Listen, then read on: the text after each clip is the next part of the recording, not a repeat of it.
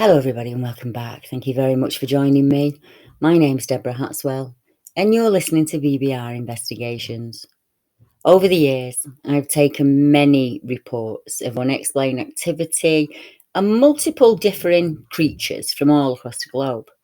When I started looking for witnesses or similar cases to mine many decades ago, I, like others, thought creatures like Bigfoot and Dogman were only found in the USA and Canada. Now I know that every continent on the earth has a witness or witnesses to a bipedal creature and all manner of strange beings. For example, we have the North American Bigfoot and the skunk ape, the Alaskan hairy man, the British Bigfoot, European wild man, the Australian yowie, the Canadian Sasquatch, the Chinese Yeren, the Russian Almas, and that's just to name a few. In Japanese culture, these creatures are known as MNAs, and that loosely translates to mean an animal not known to science. The more common name for the Japanese Bigfoot is the hibagon. Recently, I've been working on some TV projects, one of which is centered around worldwide Bigfoot reports, including Sasquatch and the hibagon. Doing the research for the show took me back in time to when I'd searched worldwide for answers. Any answer that would solve the riddle as to what creature I saw in 1982. So today, I'd like to bring you some stories from Finland. Off we go to the land of my ancestors, newly discovered, of course. We leave a wet and windy UK and we head to Finland, the land of ice and trees, and a number of reports that have taken place there over the years. If you've never visited Finland or Lapland, you can be forgiven for thinking of northern Savonia as a barren wasteland of tundra and snow, when in fact, it's a beautiful land with a very mixed habitat. Granted, the winter months can be harsh by Western standards, but the other seasons also bring rewards. 71% of the land here is tree covered. The language spoken is Finnish, and the people have a rich belief in the Fae, and they revere any troll, who are not always hairy little folk. Some trolls are said to be giants and live amongst the trees of the forest. The Peiko is a fearsome creature, similar to a giant, who can change size, turn invisible, and sleep in the form of a rocky landscape. The Otso, or Kings of the Forest legend, is my favourite. The Otso are bear spirits who are treated as highly intelligent and divine beings. If a bear was killed, a ceremony was held to leave its skull in a sacred clearing with sacrificial gifts. I was contacted by two ladies who were sisters, and they were born and still live in Finland in the northern Savonia region. The sisters, who we shall call MH and MJ, have very kindly allowed me to share their unexplained experiences that happened when they were growing up in a small village, surrounded by acres and acres of forest. Both sisters have a very different experience and very different experiences. And I believe it's their connection to the land and the old ways that have given them a unique insight beyond the veil, so to speak.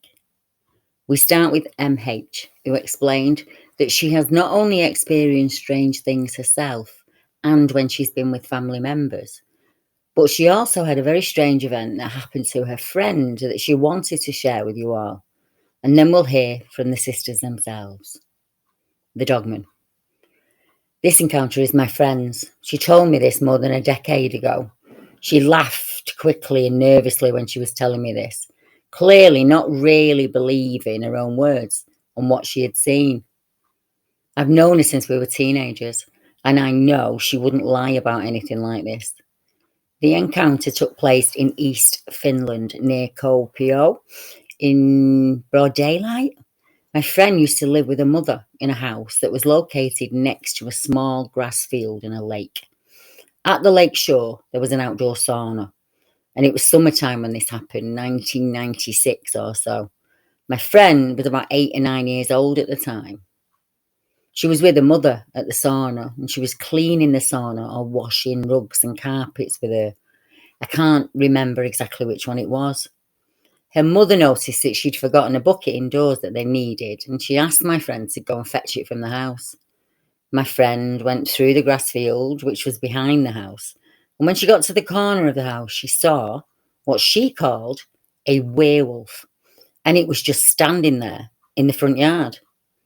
The front yard was a big open space with only a few trees there, so she was able to see it clearly. It was a wolf, but it was standing on its hind legs like a human. It was all grey in colour, with a human-looking body like a man's, just like you would imagine a werewolf to look. Understandably, due to her age and what she was confronted with, my friend got scared and slipped indoors. And from the entrance that was next to the corner of the house, she could see him standing. Inside the house, she hunched down while looking for the bucket, scared that the werewolf might spot her through the window. And there are plenty of windows in the house. She found the bucket almost immediately, but she stayed indoors for about 10 minutes, sitting on the floor under a window so she could not be spotted. She didn't want to go out because she was afraid that the werewolf would still be there, but she knew she couldn't let her mother wait for too long. She peeked out from the windows, and luckily she saw nothing.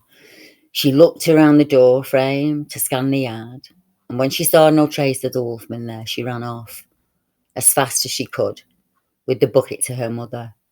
She didn't tell her mother what she'd seen because she didn't really understand what it was, and she thought her mother wouldn't believe her. She was in her 20s when she told me this story. She only told it me once, and for that long, she didn't tell anyone else about it. She saw the werewolf for maybe 10 seconds, I think, and as she ran really fast indoors so as not to get caught by the beast. For what I know, I'm the only person who had ever heard about this encounter, until now, of course. Next, we hear from MH herself, as she explains her encounter with what she describes as a shadow creature. My encounter with a shadow creature happened in 2007 or 2008 in Siebenjärvik. And back then I was studying art, and one morning I felt really sick. I got up though, got ready for the bus, but on my way to the bus station to catch the bus, I turned around. I just felt too ill and too tired, and I decided it was best to rest today and go to school tomorrow, rather than force myself to go there today, and in worst case scenario, catch a cold and be sick for a week. It was winter time, and after 7 a.m. when I got back home, I went straight back to bed. I laid on my stomach, closed my eyes, listening to the noises of some of the neighbours as they left for work. I could hear their steps and the door closing from the hallway.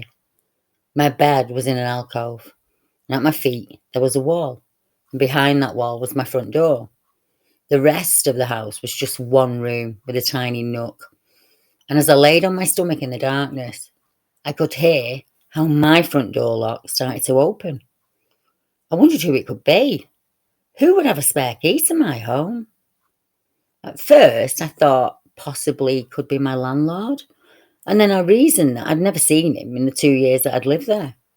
You would have no reason to enter my home at 7 a.m. Then I thought it must be my mother. Perhaps she was going to Kuopio, the big city, which is about 20 minutes drive away. I thought maybe she was going shopping and wanted to check if I was home and if I wanted to go with her. So I thought, yeah, it must be my mum. I turned on my back to see my mother and greet her, and I looked at the corner of the wall at the end of my bed, expecting my mother to appear. And instead of my mother, there was this really tall, black, humanoid figure that appeared behind the wall. It was slim and hunched over as it was so tall. It would have perhaps been able to stand straight in the 2.5 metre high room with its head touching the ceiling. This shadow creature had really long limbs, out of proportion, and far too long for the rest of its body. It wasn't hazy or misty, it was solid black, and it was reflecting no light. It had no features, no face, no nose or ears or hair, no clothes either. It sneaked in very slowly, looking wary, and it held its hands in front of it the same way dogs do when they sit and beg for a treat.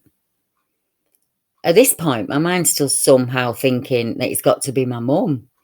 I try to say out loud that I'm awake and she can turn the lights on, but I can't speak. I tried to put my mouth move, but it wouldn't. I can't make any sound, not even a hum. The creature then spotted me, and it turned its head slowly towards me. I was still trying to speak and laying on my back, and this creature slowly crept closer and closer to me, still hunched over. It walked next to my bed and stopped just next to me and stretched its face towards mine. Except that it didn't have any face. It got a few centimetres closer to my face, maybe 20 centimetres max, and then I was able to hum a sound, and that creature spooked and began to disappear. My eyes, which had closed, shut open. I am 100% certain that I did not fall asleep. I was aware of my surroundings and myself the whole time. I do have lucid dreams a lot. Whenever I have a nightmare, I know I'm asleep and I can wake myself up. I can even edit and adjust my dreams. This was not a lucid dream, and I was not sleeping. I don't know how or why my eyes were closed or half closed. The funniest thing is that my mum didn't have a key to my apartment. Nobody had. Now, while the description of the creature sounds scary, and it did look like it was from a horror movie, I got the feeling that it was harmless and just mainly curious about its surroundings and me.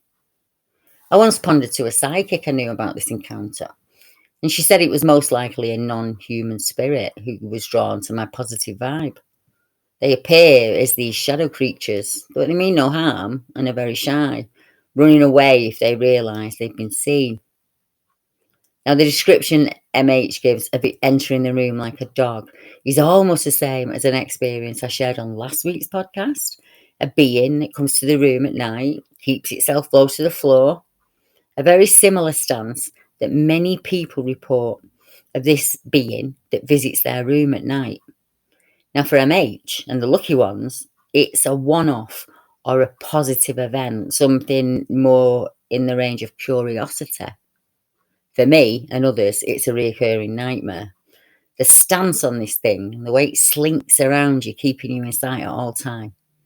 Imagine a man in a morph suit crouching by your bed, but that suit is made of swirling brown and black smoke, fog, energy.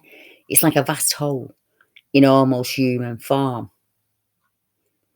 Next, we hear from MJ as she explains her experiences with the otherworldly for a number of decades. Hello, Deborah. I'm MJ. I'm a 35-year-old woman and I'm from Finland. I heard about you from my sister, MH, as she shared her experiences with you. It's so exciting that you collect these encounters with creatures. I've had many encounters and experiences in my life. I've added 2 pictures in this email. The first is the place in Pohjois-Savo, where I lived when these things happened. The second photograph is a reference to the picture I saw of a UFO when I had my experience. The first experience I want to tell you about is with some shadow people. I was around 15 or 20 years old when I experienced the shadow being.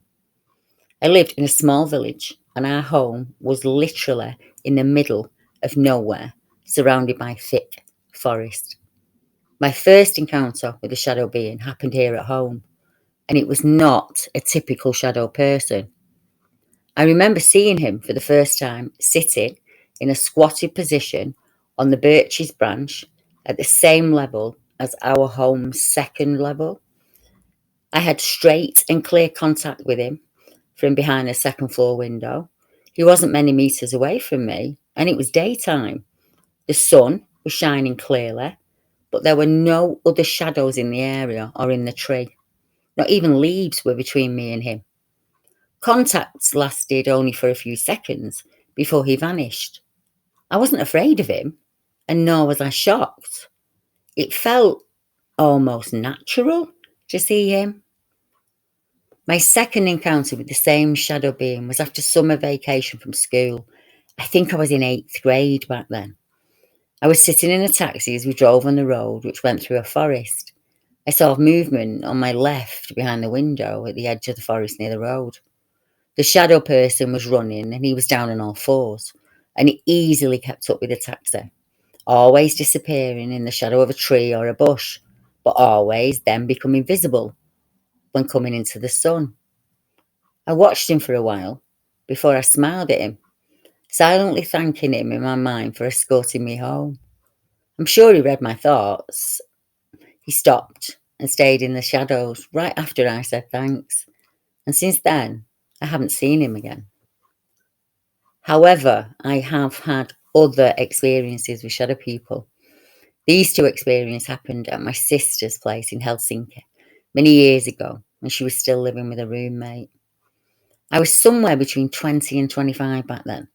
My sister wasn't home because she was spending the night at her friend's, so I was allowed to sleep in her room on her bed. As I laid on my back, my eyes closed as I settled down to sleep for the night, and within seconds, my vision through my eyelids suddenly became much darker. I was slightly confused and surprised by this, so I quickly opened my eyes, and there he was, the shadow person. He was right next to the bed on my right hand side, and his face was right in front of my face. If he would have had a nose, I'm sure his nose would have been touching mine. I probably should have been scared about this encounter, but I wasn't. But he was. He got so scared when he noticed I was awake staring at him. He jumped backwards and ran, sliding out of the room through a closed door, which too was on my right side, right next to the bed. I felt really bad for him, but at the same time, I was just happy and thankful for him about this experience, and I really slept well that night.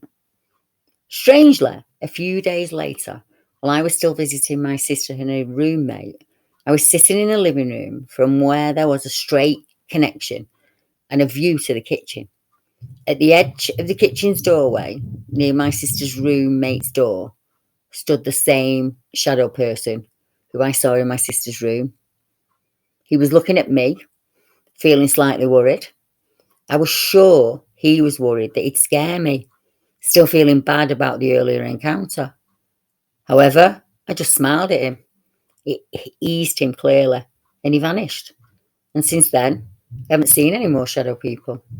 This experience happened in northern Savonia, at my old home, when I was around about 15 to 17.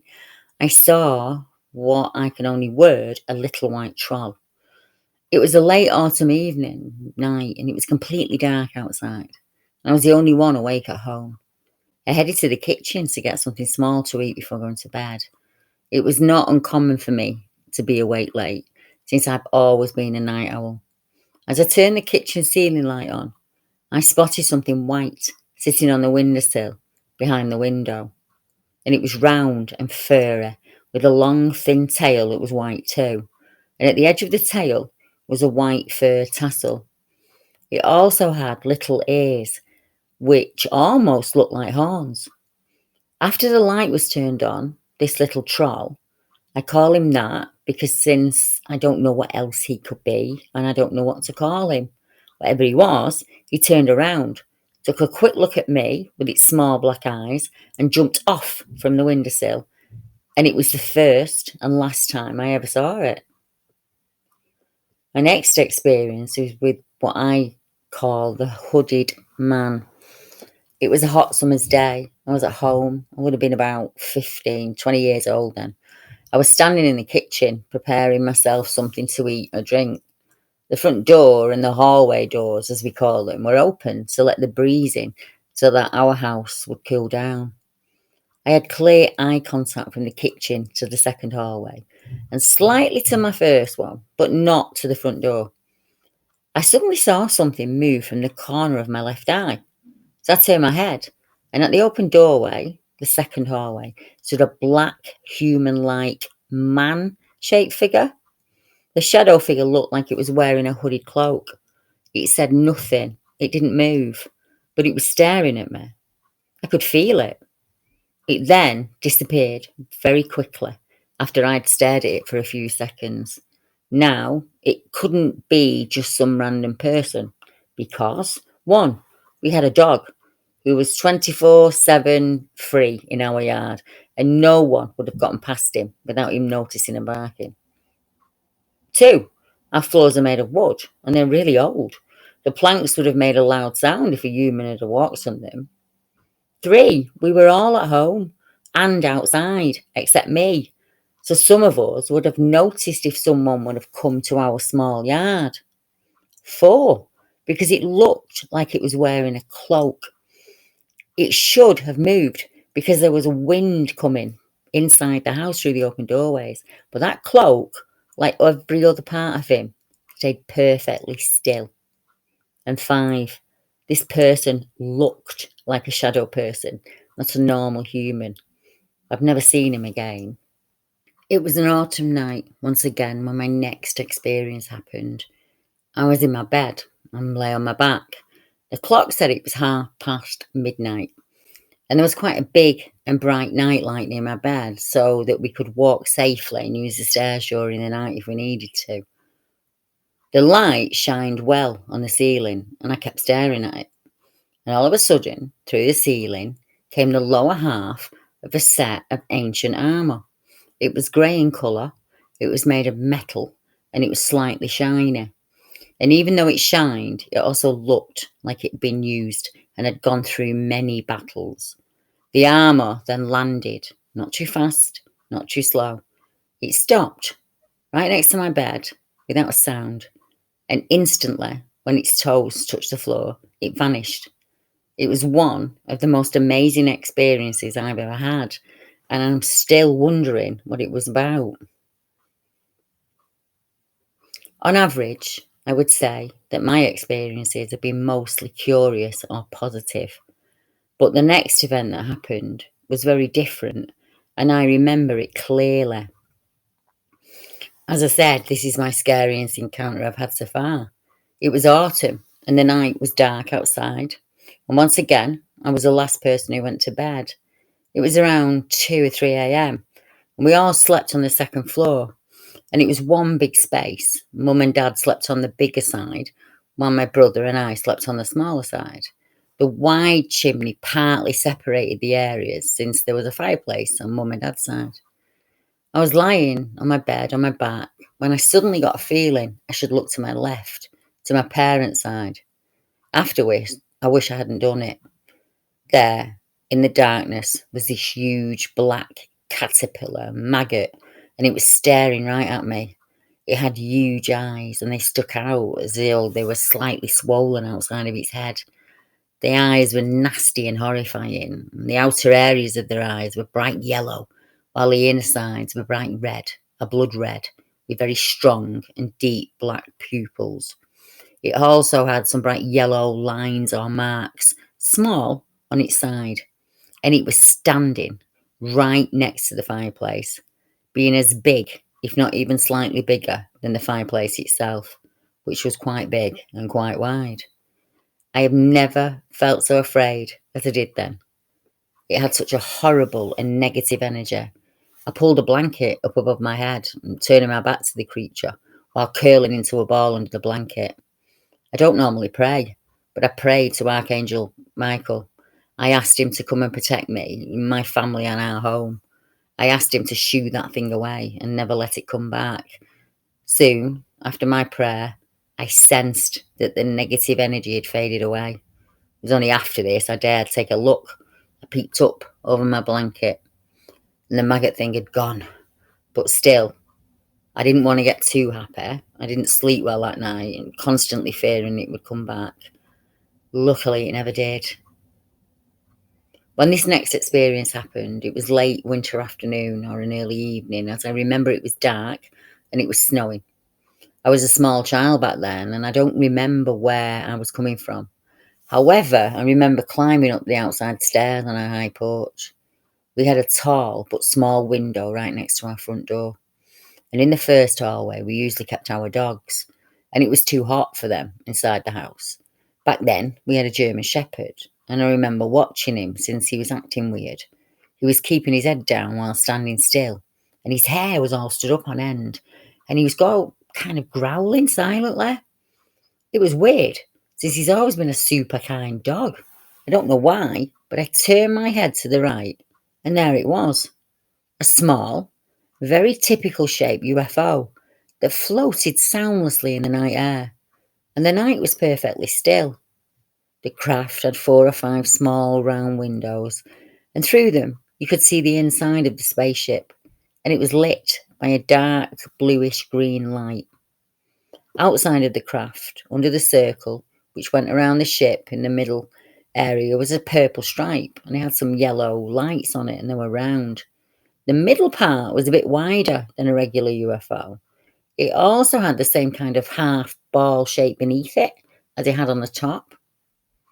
I kept staring at the second window, and I soon saw black, dark, grey alien figures, very typical looking as well.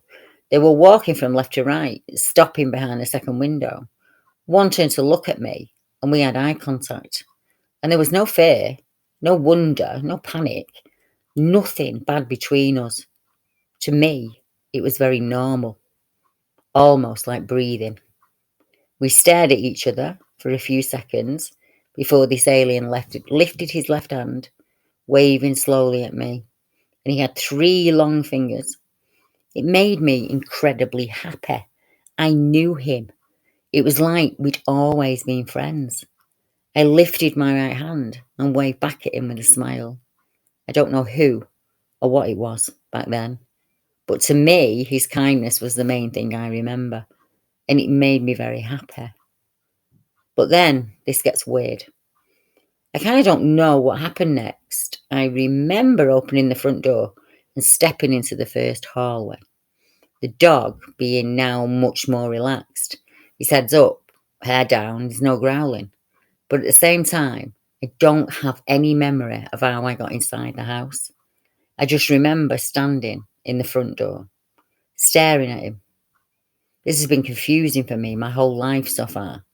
I have both memories, but at the same time, I don't have them. It's very hard and weird to explain, and it makes no sense at all. I feel kind of sad and bad that I haven't seen any shadow people since I was younger, or any other creatures in years anymore. I think it's because I live in the city now, instead of the countryside, where I truly would love to live. I kind of think that shadow people, at least some of them, are either nature spirits or they're just beings in their own right. Or maybe there even are some kind of protectors of nature. One medium once said that shadow people are very curious about us, me and my sister, because of our high and positive energy. But at the same time, they're afraid and very careful since they don't want to scare us. I think I've not been afraid of them because I'm connected to nature so strongly ever since my childhood.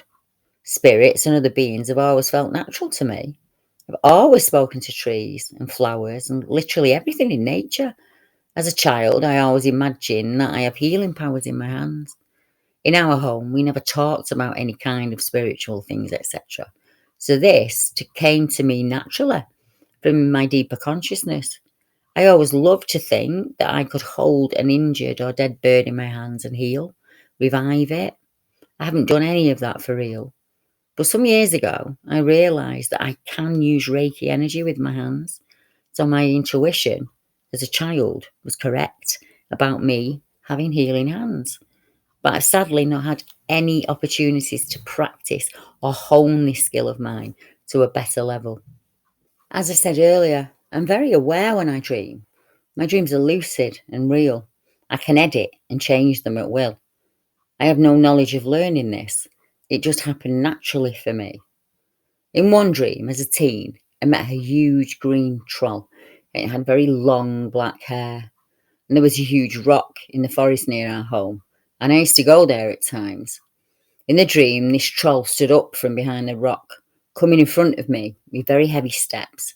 And suddenly he just made a loud and long ah scream, which woke me up. And after that, I stopped going to that rock. I think it was his home, otherwise sacred to him in some way. I didn't want to disturb it and cause harm, which has never been my intention to begin with. But I fear that I'm losing my connection to nature and spirits living there because I'm forced to live in the city at the moment.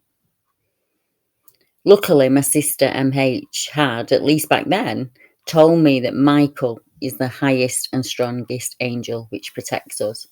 Without that information, I don't know what I would have done with the maggot thing. I don't think MJ has lost her connection to nature or her ability to heal. There are times in our lives when our energy ebbs and flows. Sometimes very active, and other times can be very quiet. For me, it was my 20s and my 30s when everything shut down. Life as a way of keeping us busy. But I know in time, when the time is right, you will connect straight back to nature. The universe has a way of knowing when that time comes. Some of us reach our wisdom as we become the hag. Now, this name is frowned upon by many, and she's usually portrayed as a horrific being, soulless eyes with a devilish intention. When in reality, the hag means she who wears the crown. As women age and their children grow, we reconnect with early life and our earlier abilities.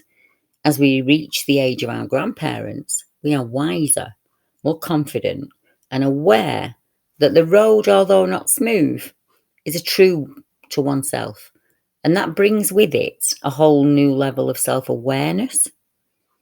MJ is probably using her healing abilities without even realising it. When we rest a hand on the brow of a child who's sick, or we comfort an animal, we do so to heal it. And it's as natural as rubbing an area of your body that you've just hurt.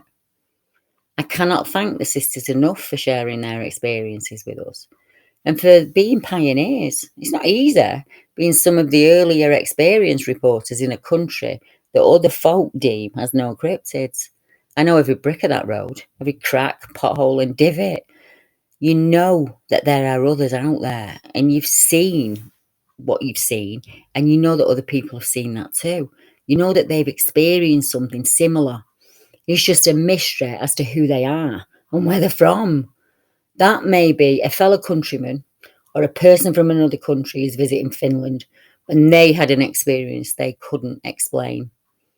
Now, there was a story featured in the blog Phantoms and Monsters, and it's a case that I think the sisters would understand well. And it happened in Finland in 2018. And this chap said, his name is Boss, and he says, I had an encounter with something I can't explain. And the reason I'm writing this is because I saw some strange footprints yesterday where I encountered it 2 years ago. I live in Finland, just off the coast, and 2 years ago I was out hunting. And it was getting late and dark, so I decided to head back home. I had to walk 2 or 3 kilometres through the forest to get to my car. It got pitch black outside at this point, but I had an LED headlamp for a light as I walked. As I walked, I kept hearing unusual sounds around me. I knew something big was moving, but I couldn't make it out. It was 100% sure it was a moose. That's what I told myself. I've encountered lots of them in the forest, and they do make a lot of noise when they walk. I couldn't see anything though, and it was getting closer to me. And all of a sudden, this awful smell hit me. It smelled like feces and something really rotten. My hair stand up on end. I raise my shotgun. My whole body instinctively tells me to run, but I just stand still and listen.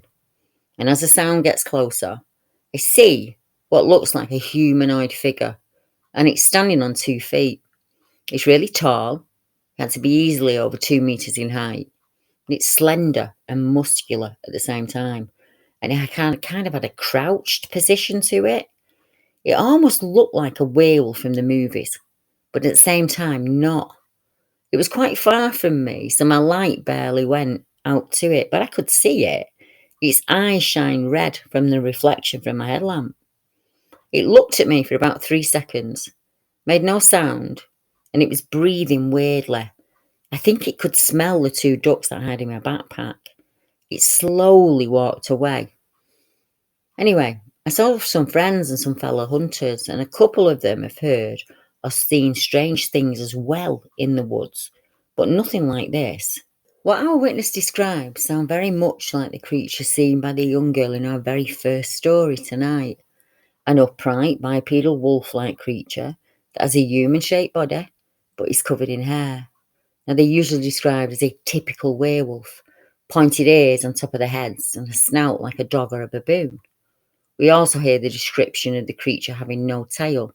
It has hands and feet rather than paws, and it must be terrifying to see something like this as a child, or as you walk home through the dark woods after a successful hunting trip.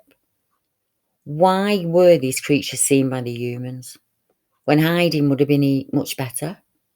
Was it sheer luck or bad luck, depending on your outlook, that our witnesses were noticed by the creature? Was it the fish the creature saw from the man, or was it himself? And if so, why? Was it a predator following prey, or a curious creature of the night? Are they soul guides and guardians of the forest, or vicious hunters commanded by bloodlust? I don't think any of us knows the answer to those questions for certain. People are too quick to push their agenda, their theory, or even their expert conclusion on you. I see all sides of the coins. I see bad experiences, nondescript experiences, and positive. Each experience is unique in its own way. Pigeonholing folk and forcing my opinion is not going to get me any answers. Listening with open ears and using my gut will keep me true. I don't have definitive answers. Like you, I'm learning as I go. The possibilities are endless. And like all the evidence in front of me, I would like to see all of that before I choose my box. Investigating any genre is fluid, and there are no right and wrongs, no black and white, regardless of what any man tells you. Try everything and anything in your pursuit for answers. That's the best advice that I could give you. Listen to it all, then make your own decision. I have found it very hard to search out witnesses in the Nordic countries. I mean, first, you have the language difficulties, don't you? And where do you look? Where do you go to start? I find a strange anomaly in the fact that some people believe in nature spirits, the fae, but the idea of anything else being in the forest, to them, is ridiculous. Our witnesses tonight found nowhere in Northern Europe to report their experiences to. They had to reach out to investigators in other countries like me. I suppose that's the way it's always been. And thankfully, that gives me hope for the future. It was once thought ridiculous that Bigfoot was in America. And in some countries, they feel that Bigfoot is a myth, a mixture of coincidence and legend. In our last case, we hear from a man who described what he saw as hairy Neanderthals. A man in eastern Finland saw two hairy Neanderthal-looking humanoids in the woods close to his house in Rutvara. Resident Yitzhaki Medill told Michael Bachman of Cryptozoology News that he was chopping firewood next to his house when he came upon two beings on December the 21st, 2017. Yitzhaki said, I live in a relatively secluded area with the nearest neighbour living kilometres away. The 48-year-old, who holds a PhD in aerophysics, obtained at the University of Finland, said about his encounter.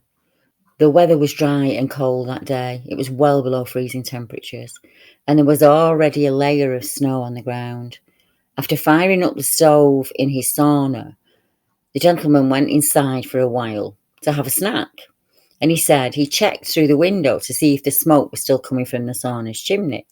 And he noticed two vaguely humanoid figures exiting the sauna area, leaving the door ajar and walking off into the woods. He said the two creatures were big humanoids. They were walking in a hunched position. After that, I lost sight of the figures in the woods. I checked the sauna, and it had warmed already pretty well, but the door had been left open by the creatures, and that was letting the warmth out. I got an electric torch from the anteroom of the sauna, and with its light, I saw that the unexpected visitors had left brownish coarse hair around. Mr. Meadow also added that he was able to observe a few footprints, but that the alleged creatures were barefoot, and it was hard to examine the footprints on the snow in the incoming dark, but they were very human-like, only larger. Now, of course, Finland is not the only North European country to have upright, hairy hominid reports. There are cases in Sweden, France, Norway, Amtland, Hungary, Slovakia, many more. Far too many for me to mention tonight. And I will bring you these reports at a later date. So for now, I'd like to thank all of our witnesses for sharing their experiences with us. And if you have a report you'd like to make or an unexplained experience you would like us to investigate, just make a comment in the section below or email me directly at debbiehatswell.com. Thank you to all of you who have tuned in tonight. If you have enjoyed this episode, please like or share the podcast with friends. It helps the channel grow, and in turn, it will enable us to reach more and more witnesses to the unexplained. If you're listening in tonight and you didn't know, there is actually a chat box that opens up next to the YouTube video, so you can join us in the chat, ask questions if you like. All that is left for me to say is, I wish you all a wonderful evening, and I will be back at the same time next week. Good night, everybody.